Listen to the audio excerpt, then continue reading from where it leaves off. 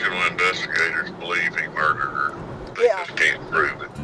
It's my first initial call to the private investigator working on my dad's case. My wife jumps up from the table and says, "Oh my God, who is this man coming in the backyard?" I divorced him because I couldn't trust him at all. He lied to me at the very beginning. He was living 2 separate lives. In the water about 30, 50 yards away, and identified it as it was a person.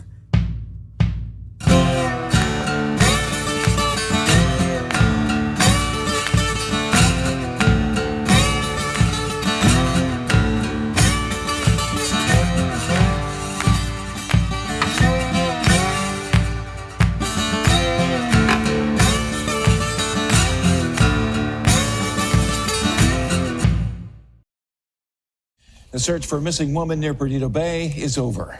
A woman is dead after disappearing off a pontoon boat yesterday off of Ono Island. Authorities recovered the body of 56-year-old Carolyn Blankenfeld of Lillian this morning. Carolyn, we first reported on this drowning exactly 2 years ago this month. 56-year-old Carolyn Blankenfeld was found dead in the bay by the Coast Guard after spending the morning boating with her husband, Chris. Now, he told investigators his wife was swimming when she started struggling in the water, but some family members think there is more to the story.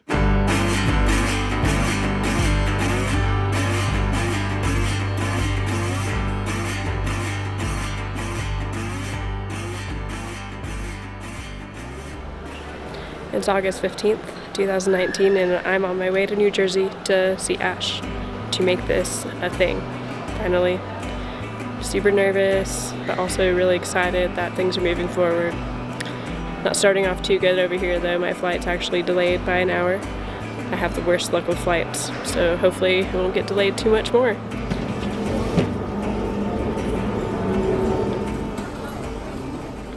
You ready? Yeah. All right, so talk to me about when you first remember your dad. Do you have any memories from way back? The first memory I actually remember was being in Disneyland with Annie and him being there for a couple hours. Oh, that's right. He came out. Yeah. Oh, But shit, I totally forgot about that. the next memory after that would be me and Sheldon moving in with him with Danielle. How old were you in Disneyland? You had to be like 5 or 6? Yeah. It's very, a very vague memory, but, I do remember that. Yeah.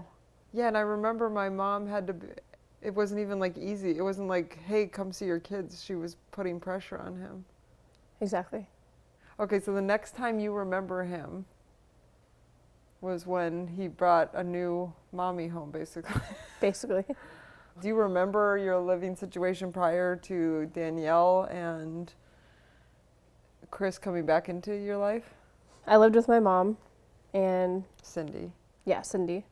I know she was having a hard time. I do remember, she was, drinking alcohol a lot and had, rage fits a lot. And I remember at that point we went to stay with Annie for a little bit, and my dad and Danielle came and got us just because my mom was having a hard time.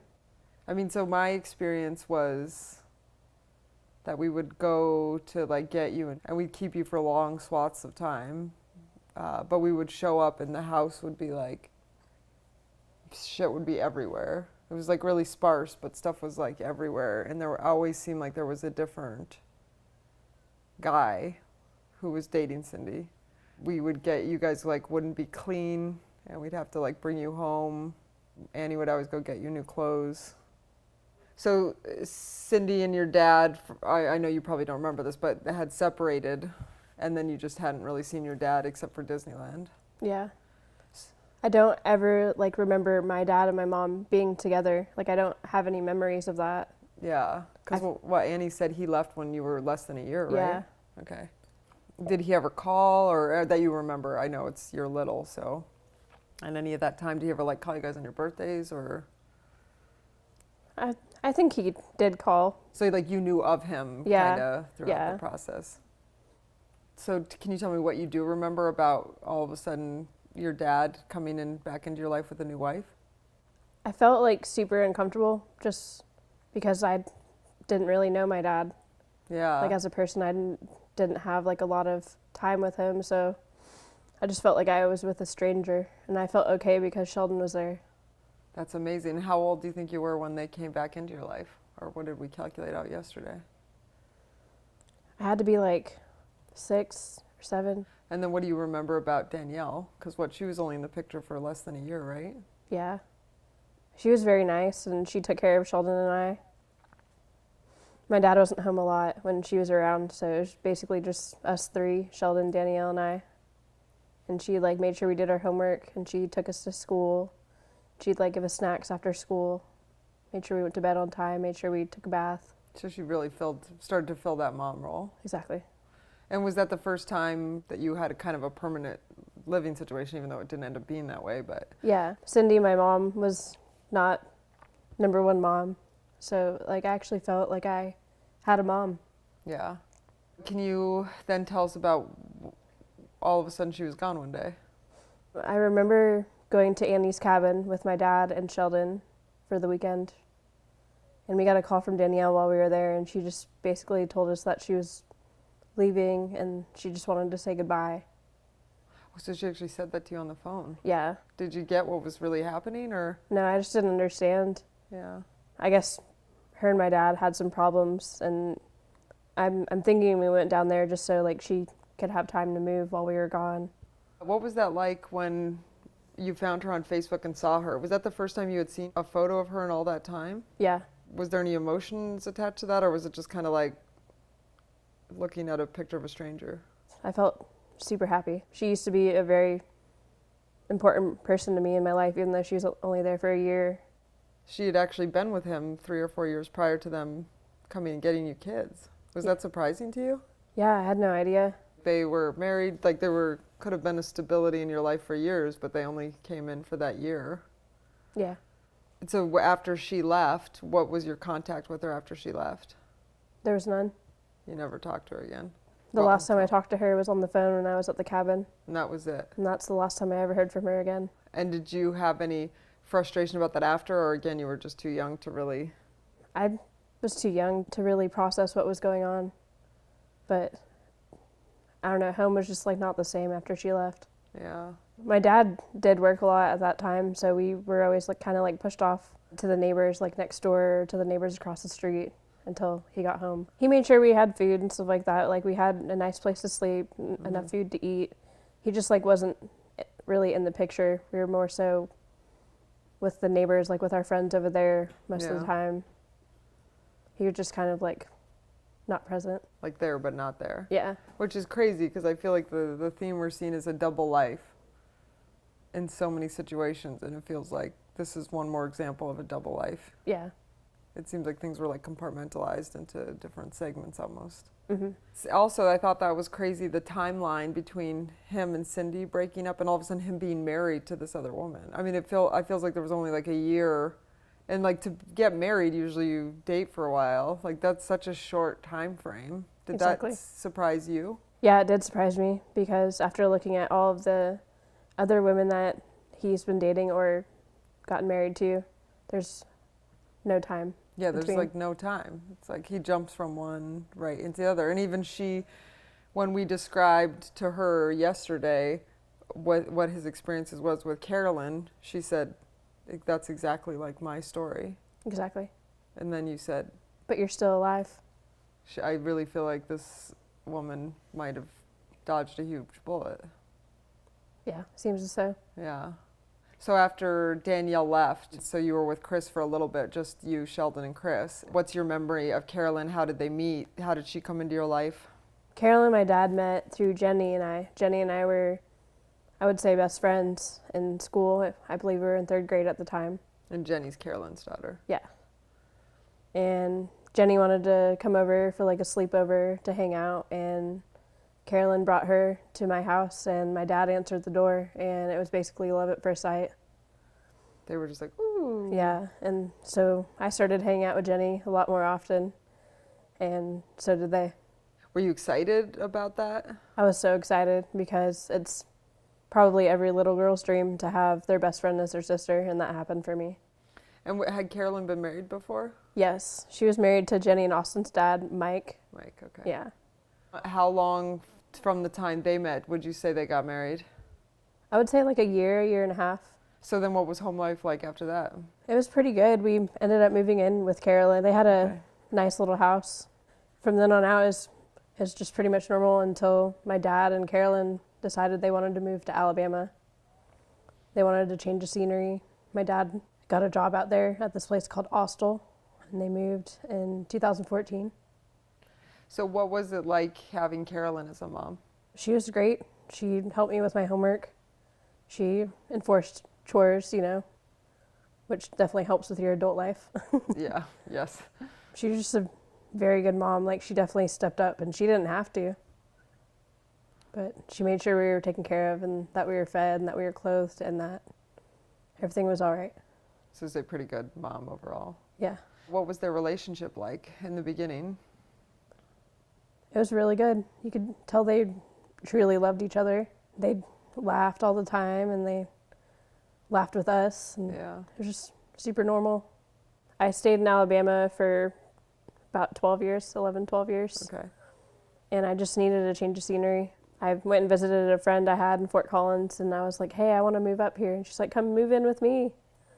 So I saved up $3,000 for a moving truck and gas money, first month's rent. And I just moved. I didn't have a job planned. I had to go. I ended up finding a job a week after being there at a brewery. Once you got to Colorado, how was your impression of Chris and Carolyn's relationship? Because you now had a little distance. I talked to them at least once a week, and they seemed happy. They both posted pictures on Facebook regularly of them out on the boat and enjoying Scotch 30 with the neighbors and stuff like that. Can you tell us what Scotch 30 is? Scotch 30 is something that they did with the neighbors. They would all hang out at like a certain time every night in the neighborhood at someone's house and just outside on someone's patio and just have drinks together. Did you ever visit them and do that with them? Or I did, yeah. It was really nice. How many people were usually at those? Do you know? 5 to 9 people, 5 to 10. I don't know. There's a whole bunch of people in that neighborhood. Okay, so it would just vary depending on who was available that day. Yeah. Was it weird now looking back at that one of the people who was there was having an affair with one of your parents? First of all, you need to know that Carolyn and I loved each other deeply. Yeah. And we had actually been together for over 7 years. Oh, wow. So you actually lost someone Yeah, that, wow. I lost the love of my life. Oh my God, I'm sorry. I didn't realize. I knew you guys were friends. I didn't realize that though. I'm very sorry. And, well, I wouldn't let her leave him. Or I told her, but first she didn't leave him, and two, it was completely about him and not about she and I. It is weird. It's just, how did I not even realize that that was going on? Well, there's this guy, Uncle Buddy. I call him Uncle Buddy just because he was like there all the time, and he's kind of like an uncle figure. Yeah. Checking on me all the time. But I mean, like, I could never tell that they were having an affair. I just thought they were like best friends. They weren't romantic in front of me.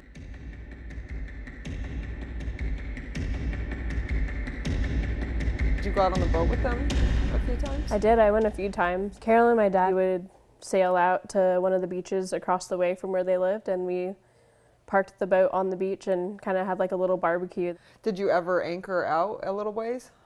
No. Anytime you got in the boat, it always went to another beach, and you parked on the beach and would have the barbecues and swim and stuff. Exactly, yeah. We were on a pontoon boat, so it was relatively slow in the water. Okay. It didn't go that fast. Okay, so you guys had life vests, but no one was wearing them. Like, that wasn't required that you wear them while you were out. Okay. And your dad was basically in the Coast Guard, right? Yeah. And he was in the Atlantic Strike Force? He claims to be. He claims to have been in the Atlantic Strike Force. And what is that? What does that mean to you when he says he was in the Coast Guard and Atlantic Strike Force? What do you make up, or what knowledge do you have from him? He told me that that's where you are actually in the water saving people's lives. Like jumping out of helicopters. Right. Down to save people that are in trouble. In your interpretation of things, or what you were told, how long was he in the Coast Guard doing this kind of rescue work for? I honestly don't know. Yeah. He never like really gave me a time frame. So when you remember him, from the time you start really remembering him, like from Danielle on, was he, according to what he said, in the Coast Guard any point there, or was he by that time into other jobs? He was in the Coast Guard then, but it was only for like a time frame of a year that I remember that he was in. Okay. And then he was just suddenly not. Because I visited him at the Coast Guard station in Marquette, and you were a baby. That was like probably 8 years, 9 years that he was in the Coast Guard for, or at least that's what he was saying. Yeah, that seems about right. Did he ever tell stories about saving people? No. Kind of like it was known he did that, but it wasn't really talked about much? No, not at all. Have you done any research on what the Atlantic Strike Force team is? A little bit. I've more so been trying to find my dad's like military information. Yeah, to see if it's true. Exactly, yeah. Because that's like a pretty elite group of people. Yeah. I feel like it would be out there, right? like pretty easily. Yeah, I wonder. But it's not. Yeah, I mean, this is like no joke. It's like being a SEAL or something. Like, these guys aren't messing around. Okay, back to the boat outings. When you guys would go to these beaches, would you go swimming in the water? Yeah. And how was Carolyn? Did she swim a lot, or? Yeah, she did swim, but it was always like really shallow where we were swimming because it was right by the beach. Like probably like waist? Did Yeah. you guys ever go for much further than waist deep, or? A little bit, not too much. Like the furthest I've ever gone is probably up to like mid-arm right here, just because I don't really like the water that much. And was Carolyn going out further than you guys, or? Not really. No. Would you say she knows how to swim? She knows how, but not very well. Yeah. Yeah. Yeah, so she probably wouldn't be like swimming out past where she could stand. Yeah. Do you have to anchor the boat when it's on the shore, or is it something that just pulls up? I think I remember my dad putting the anchor down, but the pontoon boat is it's like a very wide boat. Yeah. So it's kind of like flat on the bottom, so it should be able, like the weight of the boat should be able to get up on the shore fine. Because I Okay. remember we had to push it off when we were about to sail out again. Okay. So what would you say the condition of the boat was? My dad is a clean freak, so the boat was always like very well put together, ready to go. Everything was put like in the storage units that are under the seats, Yeah. the life jackets and the anchor. And there was never trash on it. It was always washed off every time they got done using it and then put away. So it was kind of like everything had a spot and it was in its spot. Exactly. How many times would you say in total that you went out on the boat with them? I want to say about 3 or 4 times. Okay. How often would you say they, and I know you might not know this specifically, but just from talking to them and stuff, it's not like you talked to them weekly when you were in Colorado, how often were they going out on the boat? I think they went every other week, you know. The weather is kind of bipolar down there. Just being in the south, it's Hurricane Alley. Yeah. So it just kind of depend, but Yeah. you think kind of every other week seemed about reasonable. Yeah. Had they ever talked about going out into the open water and swimming? No. Did you ever think that that would even be something that they would do? No. Every time I went with them, we always had parked on a beach to like hang out. Or if we would go out into the open water, it would just be like on kayaks, if anything. Never really out in the open on the pontoon boat. Yeah, and definitely not in the water. Yeah. And even when you were on the pontoon boat, did you ever just drive out into open water, or was that always like kind of closer to shore getting to another beach? Yeah, we would have to drive through the open water to get to the other beach, but we never like slowed down or stopped. It was kind of a straight Just, shot. yeah. And what was your interpretation of the times you went out? I know you only went out 3 or 4 times, but was the water like crazy and choppy, or was it real calm? It was pretty calm. The only time it ever got like choppy is if the weather, like it was thundering and windy, but that was only once or twice when I went out with them. Yeah. We went straight back home after that, Right. just to get out of the weather. They had some pets at that time? Yeah, they had 3 dogs, 2 Yorkies and 1 Schnauzer. And did the dogs play in the water when you guys would go? Yeah, they love the water. So they'll jump into the water? Mm-hmm. Okay. Did they ever try to jump out of the boat while the boat was moving? No. But once you parked, they would jump out and play? Yeah. Okay. And all 3 of them liked the water quite a bit? Mm-hmm. Okay. So when you were in Colorado, did you ever hear about them having problems prior to her dying? Or it just seemed, again, pretty standard? I got text messages a few times from my mom, just kind of like, oh, I can't do this anymore. And your mom being Carolyn? Yes. And I'm just like, you know, if you and my dad ever got a divorce, you'd still be my mom. Yeah. Like, that's what I would say to her. And then she would just kind of brush it off and they'd be fine again the next day. So it was very, like, weird how, like, one day they're, like, fighting a lot and then the next day they're fine. And that was the first time you had seen evidence of that kind of... Yeah. And how many times did you feel like you talked to her about that, or text, or had any communication about her being like, I don't know if I can do this, or It was only a few times. so just a handful of times? Yeah. Did you ever think, oh my God, she's leaving? Or were you just more like, well, they'll probably work it out? Yeah, I was like, they'll probably work it out. I did go back and visit a few times after I had moved back to Colorado, and I could just tell that something was on her mind. She just seemed kind of like mad or annoyed. She was like never acting out towards me, but I could just tell that something was going on in her head. Did they seem like they had had a shift in their relationship? Yeah, a little bit. Yeah. That's not as jovial. And Yeah. tell me about the day that you found out Carolyn had passed away. I was in Salt Lake City for a concert. I had driven up there with my roommate Cass at the time. Went to the concert the night before, and I guess that's when it all happened. But I remember at the concert, the whole time I felt like really weird, and I couldn't figure out why I felt that way. Wow, that's interesting. Yeah, and it was like, it's my favorite music artist, you know, like I should be super excited, but I was just like... Something was off. We went to sleep that night, and I wake up randomly at like 5 or 6 in the morning because I had to go to the bathroom, you know. The hotel room is completely blacked out. And I look at my phone just to see if I had like any texts or anything, and I see that I have missed calls from Sheldon and Austin and Annie. So I call Annie first because she called the most. Yeah. And I said, what's going on? Are you okay? And she said, your parents were in a really bad accident. And I was like, oh my God. And she said, your dad's in the hospital and they've not found Carolyn yet. So I buy the next flight out, and it was 3 hours from then. So my roommate has to take me to the Salt Lake City airport, and I flew out with everything I had with me, and I ended up getting there around 2 or 3 in the afternoon into Pensacola, Florida, and Jenny's dad, Mike, picked me up and took me to the hospital where my dad was at. It was West Florida Hospital in Pensacola. Can you tell me what that flight was like? I was sitting there like kind of like in shock. Yeah. I had a layover in Houston. I remember I got off the plane and I just kind of like fell to my knees and like cried because at that point they had found Carolyn's body. And I got the message after I got off the plane from Austin. So how? It's like it was like a voice message or a text message? It was a voice message. So you basically landed, turned your phone on. Yeah, and I could just like hear Austin's voice on that message. And did you know what the status of your dad was at that point, or you just knew he was in the hospital? I just knew he was in the hospital. So you didn't even know if he was going to make it at that point? Yeah, I knew he was fine. I just knew he like had swallowed a lot of salt water, so I didn't really know what that meant for him. Yeah. I ended up getting to Pensacola, and I get up to the hospital room, and Jenny's dad's there, and Austin's there in the room. And I go in there with Austin, and Mike goes into the waiting room to kind of give us some space. And he just like grabs my hand and breaks down crying, and he says, I'm so sorry. I'm so sorry. It should have been me. I did everything I could. That was Chris who did that. And I just felt sick. Like I just didn't feel right about it.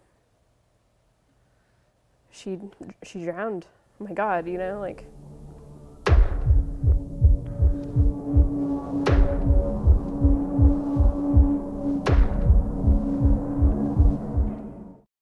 And what time would you say you first laid eyes on him, approximately? So this was the day after the boat accident.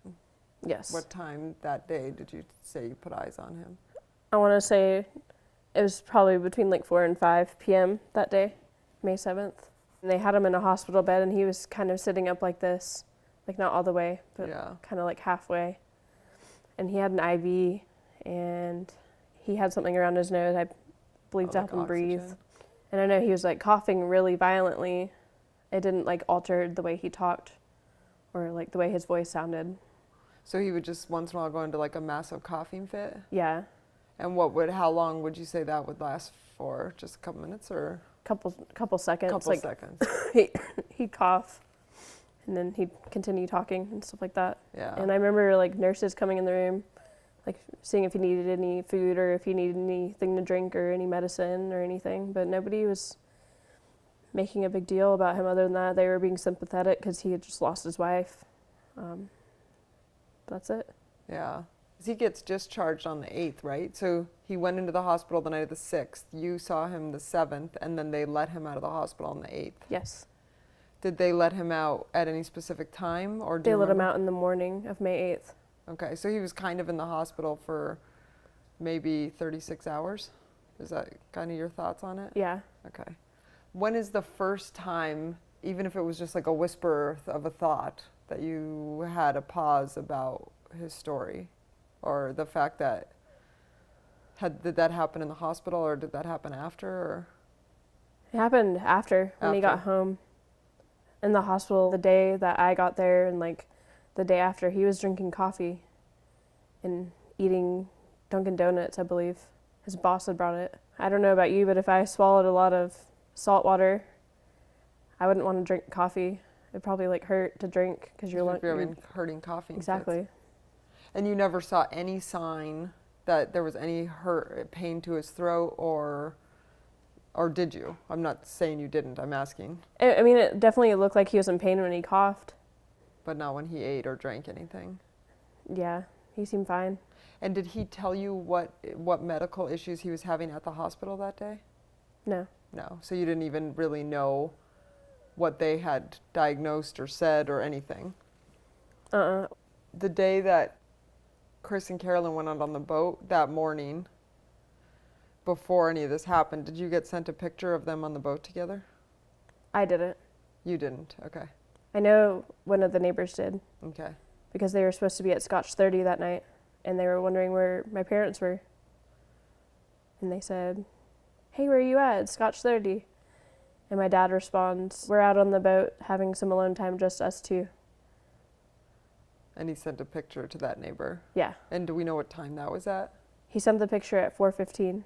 So did the neighbor say, okay, so they got the picture at 4:15, but was the neighbor also texting with him at that time? I don't think they were actively texting. At that time. So the conversation between them said that he said, "We're having alone time," could have been earlier. Yeah. And then at some point the neighbor got just the picture. Yeah. In your interpretation. Yes. Okay. So the picture, they said, came through at 4:15. Mm-hmm. Had you ever had problems with your cell phone down there? Like something being sent where it was like one of those dead zones where you're like, why won't my picture go, or why won't my video go? No. Can you live down there for? Yeah. Well, the land from where my parents lived, you could look out and you could see the other island across the way. Oh. Nothing was really that far. There was probably at least 2 miles between each island, 2 or 3 miles. And there was definitely cell phone coverage. That covered all that area? Yeah. Okay. Because the other island across the way, I had to drive on that island to get to my job at the time, and I never had any problems with cell phone coverage. When did the neighbor said that they got that picture at 4:15? Was this much later? Or did they bring up a concern earlier? I know they told the police about the picture. I didn't find out about it much later when I kind of voiced my concerns about the situation itself. What was the first time Chris told you about what happened on the boat? Did he ever? He did in the hospital. Repeat what in your mind was said there. He said that my mom was swimming and that she kind of was struggling and got away from the boat, and he went out to save her, and the boat started floating away with the dogs on it, and they were too far away from the boat. When he told you the story, there was never any story about the dogs being in the water? No. And did he tell you whereabouts the boat was? No, he did not. Did he say that if they were on the shore and then like normal and then the boat drifted into the water, or did you get the impression that they were in open water? I got the impression that they were in open water. At the time, did that seem weird to you, or you were just like so engulfed in the moment that that didn't really set? It did seem weird to me, but I kind of brushed it off, you know. I'd never thought at that point that he could have done something. Now, I know I don't want you to speculate about this, but I want to say, in your knowing of Carolyn, would you have ever thought she would have jumped in to open water? I'm not saying that doesn't mean she did. I'm just saying, would you have ever, if she had called you up and been like, would you have been surprised if she had been like, I went swimming in the open water? Yeah. because that was just nothing that you had ever seen. But she never was like, said she was afraid of the water or anything, did she? No, she never Okay. said she was afraid. I just knew she wasn't a very good swimmer. Right. So basically, he said she went for a swim and she was struggling, so he jumped into the water and the boat got away. Yeah. That's what. And then did he tell you anything after that, or that was kind of the end of the story? That was it. We did have like a kind of like a party after the funeral, and a whole bunch of people came over, and he was talking to people around the room and stuff like that about it. Yeah. Yeah. And, during a memorial service, every time one of our neighbors would come in, he would take them in the back bedroom and tell them what happened. But we've got 4 different stories of what happened.